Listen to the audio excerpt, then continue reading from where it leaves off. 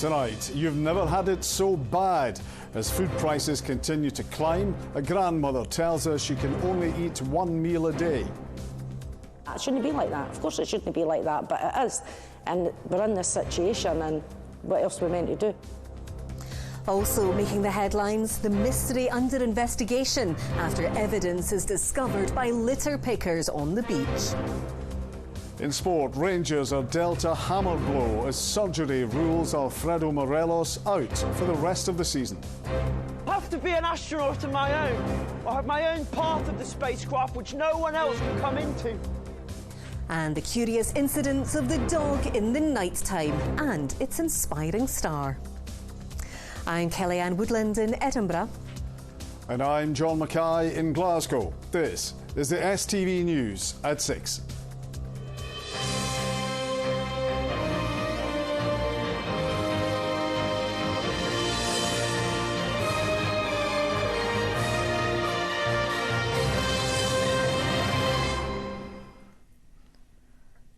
Good evening. As if the last few months haven't been bad enough, there's a warning tonight. The price of some of our food could rise by up to 50% as Scotland's producers continue to face mounting costs. And with more people struggling to make ends meet, a grandmother who looks after 2 young children has told our senior reporter Gordon Cree she's only eating once a day to ensure they are fed properly. Portobello is a desirable postcode and far from being an area of deprivation. But even here, any optimism of spring is beginning to wilt. With every wave of price rises comes fears of a summer of struggle. So fresh produce, we have butter. Shona's a regular at the food bank in a local church. Beans. Yep. Soup. She lives with her 2 grandchildren and told me the help she gets here will see her through the next few days. But like the time it comes the weekend, I don't eat breakfast or dinner anyway, so I'll just have something at night, maybe beans on toast or something, to make sure the kids are getting a better meal than me. Of course it shouldn't be like that, but it is. And we're in this situation, and what else are we meant to do? If you don't mind me asking, what age are you? I'm 57. Is this the worst you've ever known it? Yep. Even when I was a kid, this is the worst I've ever known. And that's going through the 1970s, yes. winter of discontent, yes. all of that. This is the worst. Definitely. There've always been stories about money being tight, but what makes 2022 different is the sheer relentlessness of it all on so many fronts and how widespread it is. More and more of us are being sucked into having to make tough financial decisions in a way we haven't had to do before. Yeah, we're having to be quite careful. Our weekly food bill is a lot more. It's just ridiculous at the moment, so yeah. Does it make you have to think more about what you're buying? Definitely. I mean, I'm a student, so I'm on a student budget. Yeah, certainly with the electricity increase, I'm more conscious of what I'm spending on food, yeah. In the high street here, Findlay's Butchers is an institution. Prices have gone up because overheads like power and delivery costs have risen. So too the meat, beef up 25% since Christmas. I'm just speaking to one of the suppliers just now, and he reckons it'll be up another 5-10 pence by next week. There's pricey cattle. You're free to put tickets in because every second week you're having to change them. That's how quick the prices are going up just now. And you're trying not to put too much up for the customers that come in, but you've got to cover your own heads. The industry body Scottish Food and Drink says farmers, manufacturers and retailers have absorbed a lot of the rising costs so far. It says customers should be braced for staple products to go up by 20 to 50%. For many, the impact of that on our household budgets is simply unthinkable. Gordon Cree, STV News, Portobello. Well, as people continue to feel the pinch, new figures show car sales in the UK have suffered their worst March since 1998. The number of new cars registered last month fell by more than 14%, and a shortage of parts is hampering supply. So you might find it more difficult to get your hands on a new car if you can afford it, but it's also not so easy to pick up an old banger. We valued this 11-year-old Ford Fiesta, and the price has almost doubled in 8 months. Back in August last year, it could have sold for £3,000. The price kept on rising, and by November it was sitting at £3,625. In January, it had gone over the £4,000 mark. Last month, it had soared to £5,130. Our political correspondent, Ewan Petrie, has been speaking to those affected. March is usually the biggest month of the year for sales of new cars, with buyers looking for the latest number plates. It can account for around a fifth of annual registrations. But a global shortage of semiconductors is causing issues for showrooms getting their hands on new vehicles from manufacturers, and that is hindering efforts to recover from the pandemic. I would say for the first time in my business life in here, the last few years, I've spent more time trying to source good stock than I have worrying about selling it. Selling it is not as difficult if you can get the quality, low mileage, right year, right car. This last 2 years has become an absolute project for me. Last month, new car registrations across the UK fell more than 14%. That's the weakest March since 1998, before the UK went to 2 annual number plate changes, although in Scotland the fall was less severe. While UK petrol and diesel sales slumped, it was a record month for battery electric vehicles, up more than 78%. All electrified vehicles made up more than a third of new registrations. The demand is also driving up the price of used cars. For learners like Ellie, hoping to pass her test in a few weeks, it means having to rethink plans for her first vehicle. I have had a few people tell me that they expected it to cost less for what I'm looking at. It's definitely like a lot. I don't really know what I'm looking at. So obviously when you learn to drive and then you've got insurance and road tax and then obviously the fuel prices are rising, so it sort of all adds up. So when you're ready, Ellie, we're going to be moving off, and today we're going to practice the manoeuvres, okay? Those rising fuel prices are also causing a squeeze for businesses. So at the moment it's probably been an increase in cost of about £30 a week, which isn't too bad, but obviously it kind of cuts into any sort of money you're making. So £120 a month is a lot, but manageable at the moment. If there are more increases, then obviously the squeeze might get a little bit tougher, but just now it's definitely manageable. With little sign supply chain issues will ease anytime soon, buyers are likely to face lengthy delivery times for new cars for the foreseeable future. Ewan Petrie, STV News. Scotland has again recorded the highest figure on record for the number of people waiting more than 12 hours in accident and emergency. The Scottish Government's target is for 95% of A&E patients to be dealt with in 4 hours. But last week, 68.4% were dealt with on target. Our political editor Colin Mackay is outside the Royal Infirmary of Edinburgh. And Colin, that hospital had one of the poorest performances in this count.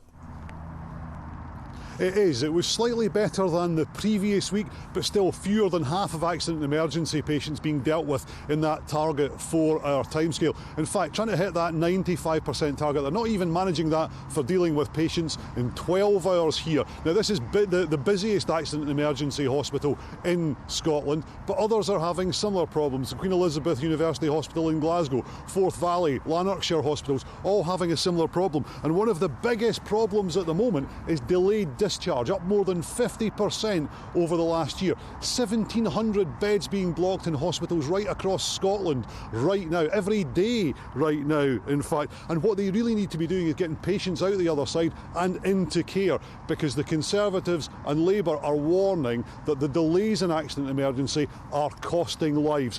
What they want the government to do is get to grips with restarting NHS services put on hold after COVID. But one of the problems there is that hospitals are still in a COVID crisis. 2,380 people with COVID in hospital overnight in Scotland last night. Now that's down a little bit over the last couple of days, but only down 20 is still incredibly high. And there's a lot of staff who are still off sick and isolating because of COVID. On the upside, I suppose, is news from the Public Health Scotland today. 5,545 COVID cases in Scotland today. That's about half of what it was 10 days ago. Colin in Edinburgh, thank you. It's a mystery uncovered by litter pickers along the Clyde, which could solve a 15-year-old crime. A police evidence bag containing scuba gear was found near Dumbarton at the weekend. The surprise find is now being investigated and has locals pondering how it got there and how long it may have lain before being discovered. Sasha Spratt has more. The Dumbartonshire coast, a bit wet and blustery today, but over the weekend the beach was being scoured by litter pickers from the Friends of Dumbarton Foreshore. Yeah, the pick at the weekend was for Pick for Ukraine, and it was just to raise some money for the problems that are going on in Ukraine at the minute. And we had the volunteers all baked cakes, so we had a bake sale at the end of the pick. So I think we raised about £160 altogether. When the group are out doing their picks, they can expect to find the usual sort of stuff of plastic bottles, plastic bags and maybe a bit of driftwood, but not this. Something that could point to a crime which happened 15 years ago. One of our core members, Jim Crosswaite, he was picking the same patch from me just a little bit further along the coast. It was at the end of the pick where we do a find of the week or a find of the days where people present their best picks, and Jim presented this, which is a police evidence bag complete with diving gloves. We've had some great finds on the picks. We've had prosthetic legs, we've had a dead snake once, but I think everyone really agreed that this was probably the strangest thing that we've had so far. The bag is marked by the military police and signed by a former sergeant of the force. According to notes, the diving gloves were originally lifted from the Coolport Defence Base 15 miles up the road in October 2007. The MOD say they are aware of the find and an investigation is underway. I think we'll find out if the police come knocking, I suppose, and want their evidence back, and we'll perhaps have to come to some arrangement with them. Sasha Spratt, STV News, Dumbarton. Now, a Scottish charity which has sent thousands of boxes of baby supplies to Ukraine says it's overwhelmed on seeing the difference it's making to people who've been left with nothing after fleeing Russian troops. The aid is welcome relief from brutal conditions faced by civilians. Alison McCallum reports. These are just some of the faces of lives irreversibly changed in Ukraine. A mother and her 2-month-old son, and another woman and her baby who fled Kharkiv as Russian forces advanced. Both are now in the Ukrainian town of Vinnytsia and have been receiving a helping hand from an unexpected place, mums in Scotland. Baby boxes filled with vital supplies have been making their way to the war-torn country, and the collections keep coming. Must have sent over in excess of 2,000 baby boxes there. They've now got into several maternity hospitals in Ukraine, especially a neonatal hospital. We've seen footage of a piper in Vinnytsia, basically piping in the town as a thank you for the support that they've given the town because they've not had any. And support is also what the Ukrainian president was calling for as he addressed the United Nations Security Council today. Following days of harrowing images from Bucha, Volodymyr Zelensky said his country had experienced the worst war crimes since the Second World War and called for Russia to be brought to justice. We can conduct full and transparent investigation. That is what we are interested in. Maximum access for journalists, maximum cooperation with international institutions, involvement of the International Criminal Court, complete truth and full accountability. I'm sure that every member state of the UN should be interested in this. And while discussions both by the UN and NATO continue on how to find a resolution, those in Scotland providing support have pledged to continue. After seeing how much an impact the baby boxes and the donations are making to people, we kind of decided let's just try and keep going, so this is us. So yeah, we know it's making an impact. Simple gestures from Scotland providing a lifeline and hope to families they've never met. Alison McCallum, STV News. Marks & Spencer have confirmed they will close their flagship store on Sauchiehall Street at the end of the month. It's been there in the same building since the 1930s and is the latest big name to leave the struggling area. Today, store owners told STV News planned investment in the area doesn't go far enough and won't save the famous street. Ola Dickinson reports. It was once one of the city's most popular shopping destinations, but today Sauchiehall Street is a shadow of its former self. and by the end of the month it will lose another big-name retailer as M&S closes its flagship store. I hate to see town centres going downhill the way Glasgow is, and I think part of the problem is that people don't care for it anymore. This is the first time we've been in up here, but I'm shocked at the number of empty places. It's very sad. I think it used to be that golden Z. It's not anymore, it's a dogleg if you're lucky, because even on Buchanan Street you're seeing quite a difference as well. Jamie used to own a successful mobile phone shop in a prime location on the street, but high rents coupled with fewer shoppers mean he's moved his business to Govan. A lot of the big names, when they left, it was just becoming hopeless for us, and now the street's just slowly declining. With Marks and Spencer's leaving, it's a massive business that brought a lot of trade here, and as I said, it's just become to a point where it is exhausting, and you don't see a future in Sauchiehall Street without the big names like that staying here. A quick walk along the street shows the challenges it faces. Despite investment in cycle lanes and pedestrianisation, bars, shops and cafes have left or been closed. On average, along its 1.1 kilometre length, a store lays empty every 25 metres on Sauchiehall Street. No one is going to try and deny that Sauchiehall Street is going through a serious challenge at the moment. It's been probably the most unlucky street in the city centre. A couple of fires, which I'm sure will make up some of your empty units. Then, of course, the onset of online shopping, which has been building for some time, and then the loss of some mid-market brands. And yeah, Sauchiehall Street's really looking challenged just now. No argument about that whatsoever. Glasgow City Council have announced a £2 million rescue plan for the city centre, focusing on bringing a cafe culture as well as repurposing empty premises. It will also give travel discounts to encourage people to come into the town. But for many on Sauchiehall Street, this is a rescue plan that can't come soon enough. Ollie Dickinson, STV News, Glasgow. Time now for the sport. Here's Ronnie.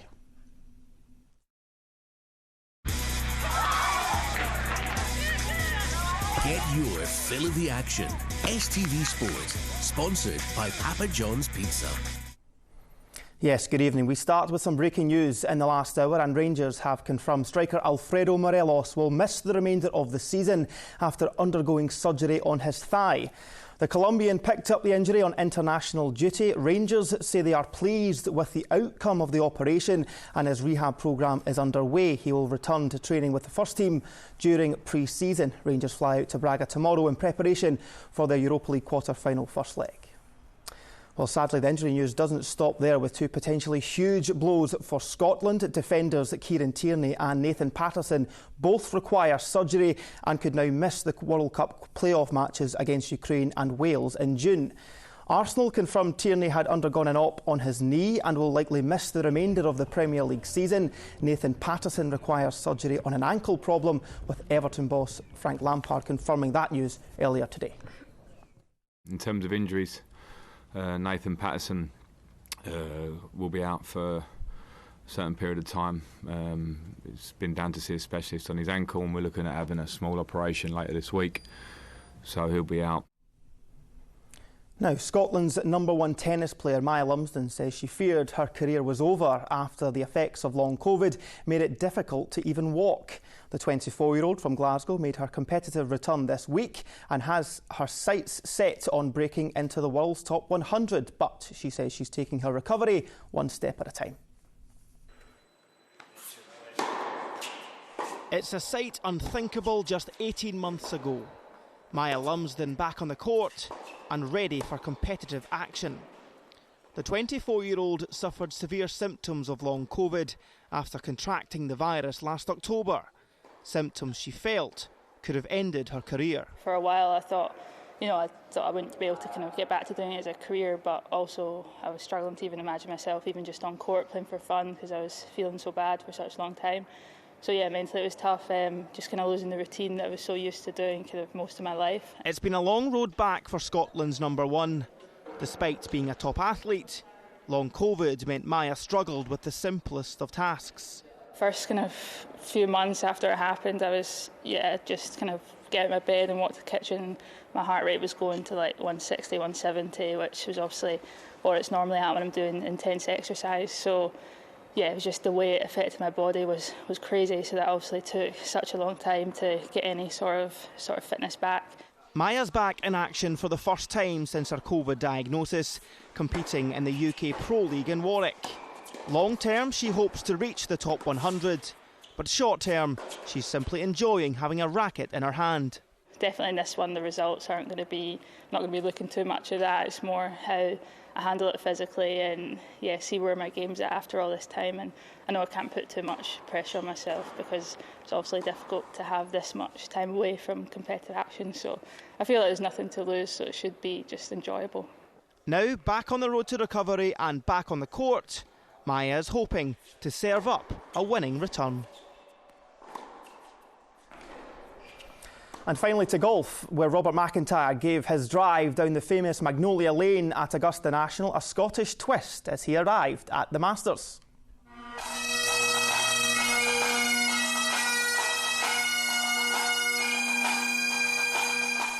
McIntyre used music from his local Oban pipe band to accompany him as he gets set to compete for the green jacket. He'll start golf's first major of the year on Thursday.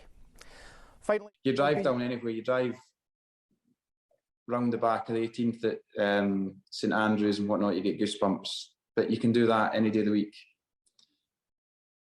That drive you can only do, I mean, most guys only do it once in a lifetime. I mean, if you get the chance, it's once in a lifetime. Good luck to Bob this week. That's all your sport from me tonight, folks. I'm back at the same time tomorrow. Bye for now. Get your fill of the action. STV Sport, sponsored by Papa John's Pizza. Sean has the weather, and spring, it would appear, has sprung back. A cold snap is on the way.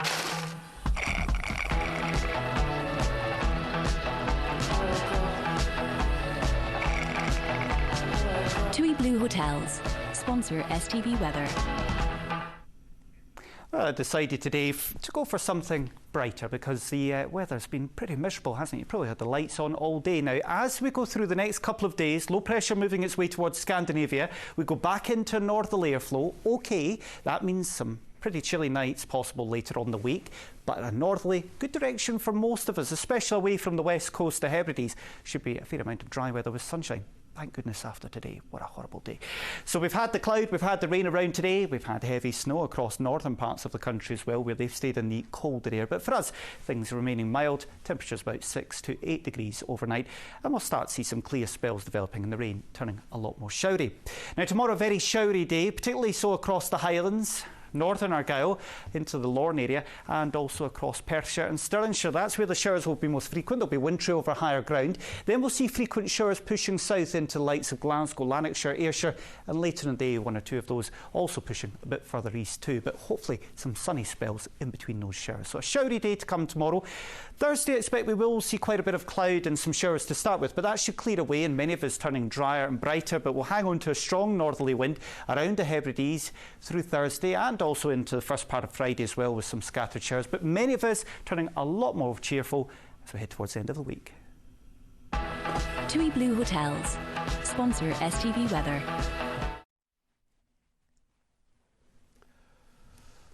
And finally, the smash hit production of The Curious Incident of the Dog in the Night Time, there's a title, opens in Glasgow tonight, and a young Glaswegian actor has landed his big break in the leading role. Yes, Conor Curran was found through an open casting call, and he's also the first actor with autism to star in the show, which is about a young boy who is neurodiverse. Here's Polly Bartlett. I have to be an astronaut of my own. I have my own part of the spacecraft which no one else could come into. The Curious Incident of the Dog in the Nighttime is a glimpse into the mind of a boy who has characteristics similar to autism as he tries to make sense of the world around him. And for the first time, this production has an actor with autism in the lead role. This play to me is all about celebrating the sort of individuality of people's minds. And how they behave in society and stuff like that. It's all about relationships, and it's all about celebrating Christopher and the way that he views the world. So I think they've done a really, really good job in how they've cast it, and I'm glad that I'm able to fill those shoes. Conor Curran is making his professional stage debut. The actor secured the role just a few months after leaving drama school. He was chosen out of hundreds who attended an open casting call. I think for like a young actor, there's very few roles that have such a massive like responsibility and weight to it. You know, Christopher doesn't leave the stage for 2.5 hours. The role's incredibly mentally as well as physically demanding. Curious Incident opens in Glasgow tonight with an 8-performance run that includes matinees for school children. If there's like a young sort of autistic person that sort of sees it and goes, oh, I can do that job, then I've done my job, you know, definitely. It's going to be like really, really special, I think. Growing up as an autistic boy who loved performing, Conor would never see actors like him on stage. Now he looks set to inspire the next generation. Polly Bartlett, STV News, Glasgow.